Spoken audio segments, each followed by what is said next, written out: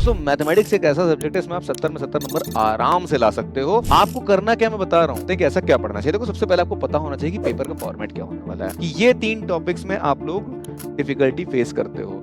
अगर मुझ पे आप भरोसा रखो तो ये तीनों टॉपिक्स में मैं आपको प्रो बना दूंगा। अलजेब्रा जो है ना वो 18 नंबर में पूछी जाती है और सबसे ज्यादा इंपॉर्टेंट में से इसीलिए बन जाती है। जो चीज आपको पता है कि पूछी ही जानी है, अगर वो छोड़ के चले गए तो यार कोई पास करा पाएगा क्या? आपके 90 नंबर की मैं गारंटी ले रहा हूँ। नमस्कार, आदाब, सत श्री अकाल, स्वागत है आप सभी का हमारे इस प्लेटफॉर्म पर। और दोस्तों आज का ये सेशन ना बहुत इंपॉर्टेंट सेशन होने वाला, बहुत खास होने वाला है, क्योंकि हम जानने वाले हैं कि 70 में से 70 नंबर कैसे लाया जाता है। दोस्तों मैथमेटिक्स एक ऐसा सब्जेक्ट है इसमें आप 70 में 70 नंबर आराम से ला सकते हो। पूरा ब्लूप्रिंट, पूरा रोड मैप आपको देने वाला हूं मैं।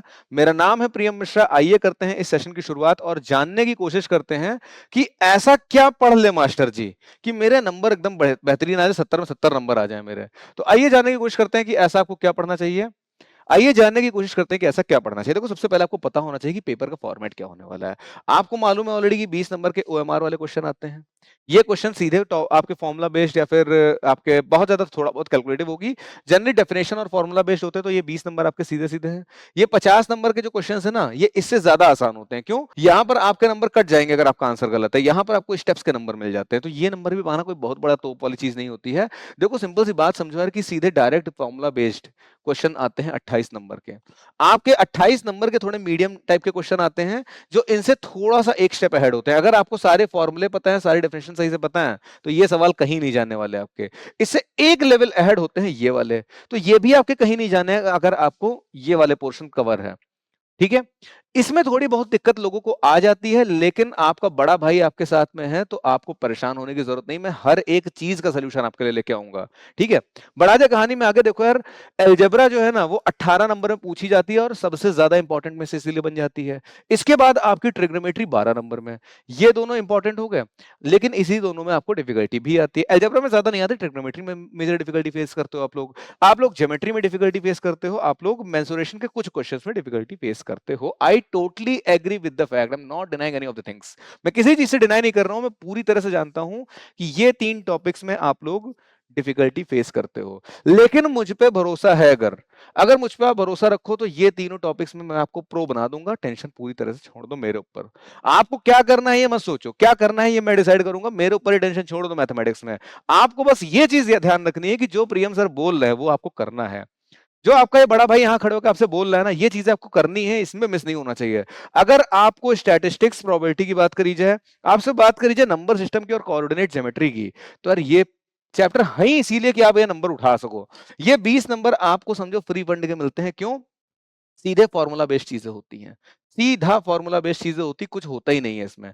और जरा एक बार डिस्कस करते हैं किस चैप्टर से क्या क्या पूछा जाता है। जैसे नंबर सिस्टम की अगर मैं बात करूं तो यार देखो, अगर आपको HCF multiplied by LCM is equal to A multiplied by B, अगर आपको ये पता है कि HCF multiplied by LCM is equal to A multiplied by B होता है, तो फिर दोस्तों, तो फिर मेरे प्यारे दोस्तों, इसमें का एक क्वेश्चन आना ही आना है।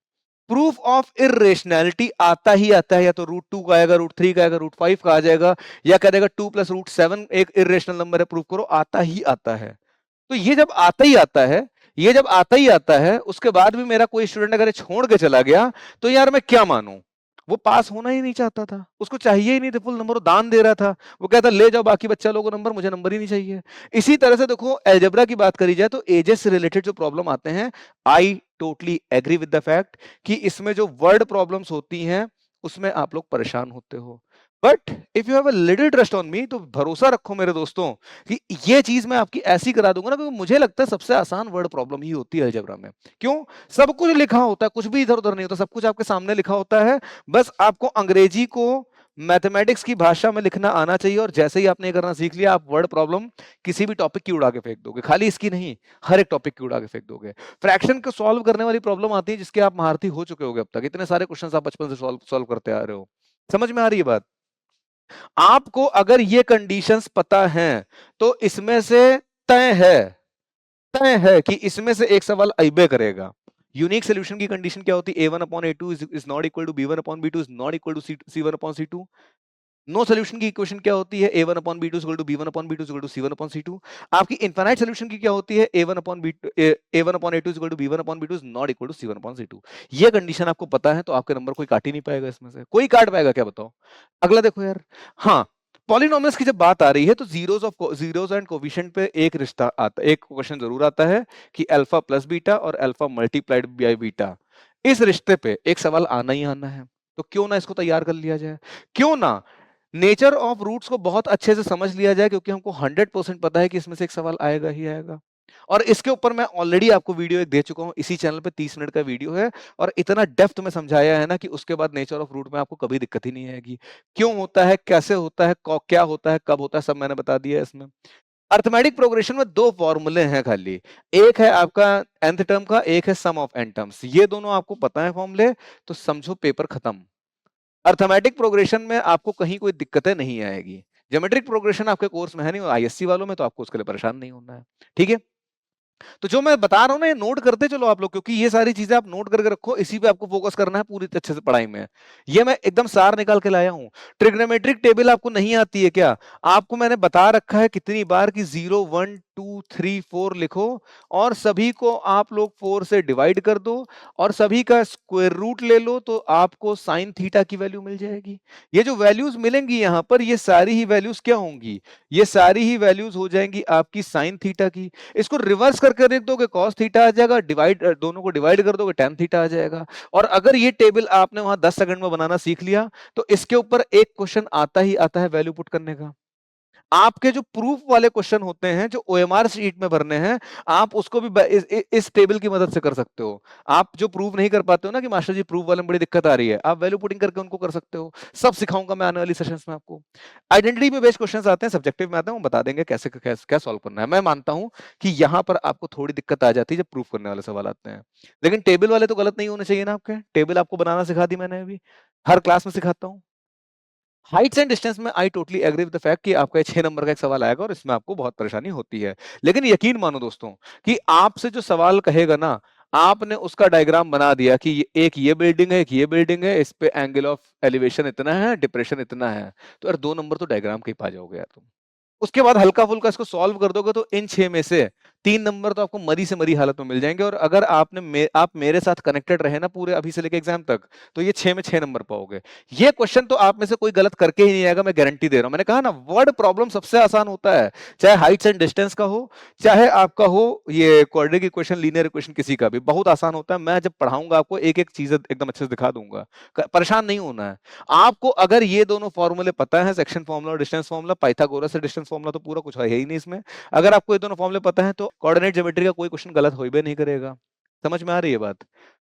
मैं हर एक क्लास में ये क्वेश्चन कराया हूं आज तक। अभी तक मैं जितनी भी क्लासेस लेता हूं आपकी हर क्लास में इस सवाल को कराता हूं। क्यों? क्योंकि इसका प्रूफ हर साल पूछा जाता है, उठा के जाके देख लो पेपर।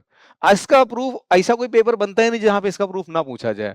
आपका ये प्रूफ या फिर इस पे एक क्वेश्चन जरूर पूछा जाता है हर साल। और ये मानते हैं, आई टोटली एग्री कि आपको इसमें दिक्कत होती है। ये आपके कंसेप्ट वाले क्वेश्चन है और इसमें आपको दिक्कत आ जाती है। लेकिन आपका बड़ा भाई है ना आपके साथ, मैं सब कुछ करा दूंगा, उसके लिए परेशान ना हो। बस ये समझ लो कि कहां से क्या चीजें आ रही हैं। इसीलिए जब मैं क्लास में चिल्ला चिल्ला के बोलता हूं, जब भी थेस थ्योरम आता है, मैं कभी ये नहीं कहता हूं कि मैंने प्रीवियस क्लास में कराया है देख लेना। मैं हर बार उसको भले कितना भी एक्स्ट्रा टाइम लगे कराता हूं, क्योंकि मुझे पता है कि ये हर साल पूछा जाता है, इस बार भी पूछा जाएगा। तो इसको आपको अच्छे से उतार लेना है जहन में। जो चीजें आपको पता है कि पूछी ही जानी है, अगर वो छोड़ के चले गए तो यार कोई पास करा पाएगा क्या आपको बताओ? आपको ये मेंसुरेशन में मैं मानता हूं कि कुछ नए तरह के क्वेश्चन आ रहे हैं, उसमें दिक्कत आएगी, लेकिन मैं सारी चीजें कवर करा रहा हूं ना आपकी, क्यों परेशान हो रहे हो? सब कुछ कवर करा देंगे। स्टैटिस्टिक्स एंड प्रोबेबिलिटी में आपके सवाल गलत होने ही नहीं चाहिए। क्यों? क्योंकि मीन मीडियन मोड सीधे फॉर्मूला बेस्ड होते हैं। इसका जो सबसे डिफिकल्ट क्वेश्चन आपके सिलेबस में आ सकता है वो ये आ सकता है कि मिसिंग फ्रीक्वेंसी निकालो। इसमें मीडियन में मिसिंग फ्रीक्वेंसी निकालने वाला क्वेश्चन जो है बच्चों को सबसे ज्यादा डिफिकल्ट लगता है। और इतना आसान सवाल है ना ये सारे ही आसान है, और ये भी इतना आसान है ना कि आप उड़ा के फेंक दोगे। मेरे सेशंस में मैं सारी चीजें कवर कराता आ रहा हूँ। प्रीवियस जो मेरे मैराथन्स ली उसमें भी कवर कराया है, आने वाले सेशंस में भी कराऊंगा। बिल्कुल नहीं परेशान होना है। समझ में आ रही बात? आपका मिसिंग फ्रीक्वेंसी पर से क्वेश्चन आता है, बहुत इंपॉर्टेंट टॉपिक है। ये सारे जो मैंने कराए हैं ना, ये लिखा है अभी तक, समझाया है इतनी देर में, इसको नोट करके रख लो आप लोग, क्योंकि ये बहुत इंपॉर्टेंट टॉपिक्स हैं। आपको करना क्या मैं बता रहा हूँ, आप एनसीईआरटी के जितने एग्जाम्पल्स है, जितने टॉपिक मैंने अभी तक डिस्कस किए हैं, जितने टॉपिक्स मैंने बताया है अभी तक, topics from this class, topics from this session, इस सेशन में जितने टॉपिक मैंने डिस्कस किए हैं उन सबके एनसीईआरटी के एग्जाम्पल लगा दो, 5 साल के पेपर लगा दो। मास्टर जी बहुत ज्यादा हो जाएगा, चलो ठीक है आपको थोड़ी छूट दे देते हैं आप, लेकिन 3 साल के क्वेश्चन पेपर्स तो लगा ही डालो, पिछले 3 साल के क्वेश्चन पेपर लगा डालो, एनसीईआरटी के जो टॉपिक मैंने आज बताया वो सारे करा लो, मॉडल पेपर जरूर लगा लेना इस बार का, मैं करवा भी दूंगा, बिल्कुल ना परेशान हो, मैं एक डिस्कशन कर लूंगा, एक सेशन ले लूंगा जिसमें पूरा मॉडल पेपर करा दूंगा, और मैं अपनी तरफ से भी कुछ एक्स्ट्रा मॉडल पेपर्स लेके आऊंगा। ऑफिशियल मॉडल पेपर लगा लो, अपनी फॉर्मूला शीट रेडी रखो। क्यों? मैंने आपसे बताया था कि 28 नंबर के क्वेश्चंस डायरेक्ट फॉर्मूला बेस्ड आते हैं। अगर फॉर्मूला शीट आपके जहन में उतर गई है तो ये 28 नंबर आपसे कोई नहीं छीन पाएगा। समझ में आ रही बात? आपके लिए सेशन ले आऊंगा मैं जिसमें फॉर्मूला शीट डिस्कस कर लूंगा, ठीक है? परेशान तो नहीं हो अब? तो कुछ नहीं करना है आपको, आपको इस बार हर हालत में 90 नंबर लाने हैं। जो मैं बताया हूं, जो मैं कराने वाला हूं, अभी से लेकर आपके एग्जाम की डेट तक मेरे साथ लगातार आप जुड़े रहो, आपके 90 नंबर की मैं गारंटी ले रहा हूं।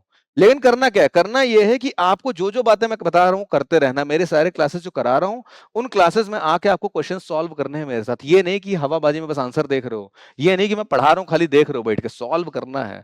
ये इतनी चीजें ही अगर आपने कर ली तो दोस्तों मैं गारंटी दे रहा हूं कि आपका पेपर खराब नहीं होगा। आपने अभी से लेकर आखिर तक मेरे साथ कनेक्टेड रहो। 90 नंबर तो मैं मिनिमम बता रहा हूं मेरे दोस्तों, मेरे स्टूडेंट्स के मिनिमम 90 नंबर आने चाहिए, मैक्सिमम नहीं कि मैक्सिमम 90 लाके खुश हो गए, मिनिमम इतने आने चाहिए। समझ में आ रही बात? तो ये जो टॉपिक्स मैंने आज के सेशन में बताए हैं इसको आप फॉलो करो।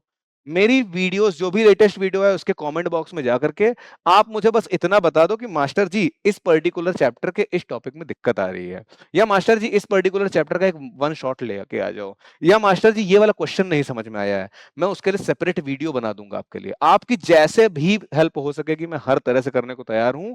आपको क्या करना है? पढ़ाई करनी है। आप कितनी भी कोशिश कर लो, मैं कितनी भी कोशिश कर लूं, जब तक आप अपनी तरफ से कोशिश नहीं करोगे, अपना फुल एफर्ट नहीं दोगे, तब तक नहीं हो पाएगा। मैं सब कुछ आपके लिए करा दूंगा लेकिन करना तो आपको ही पड़ेगा। ठीक है? तो इसी के साथ मुझे उम्मीद है कि आप इन सारी बातों को ध्यान में रखोगे, इसको फॉलो करोगे। मिलते हैं आपसे किसी नए सेशन में कुछ टॉपिक के साथ। आप मेरी सारी ही वीडियोस आपके लिए खुली हैं, जाइए उनके कमेंट बॉक्स में मुझे बता दीजिए कौन से टॉपिक पे आप मुझसे डिटेल सेशन चाहते हो, मैं सब कुछ आपके लिए लेके आ जाऊंगा। आपका तन मन धन से समर्पित हूं आपके लिए, आज से लेकर 27 तारीख तक, जब तक आपका एग्जाम नहीं हो जाता है। एक एक सेकंड मैंने आपके नाम कर दिया है। आपको क्या करना है? इस चीज को यूटिलाइज करना है, इस अपॉर्चुनिटी को यूटिलाइज करना है। ठीक है? अच्छे से पढ़िए, जो टॉपिक्स डिस्कस करें इनको तो गलती से भी ना छोड़िए, बाकी भी पढ़ना है लेकिन ये गलती से भी नहीं छूटना चाहिए। इसी के साथ मैं चाहूंगा आप सभी से विदा, मिलेंगे जल्दी ही किसी नए सेशन में कुछ टॉपिक के साथ। तब तक के लिए जय हिंद, जय भारत।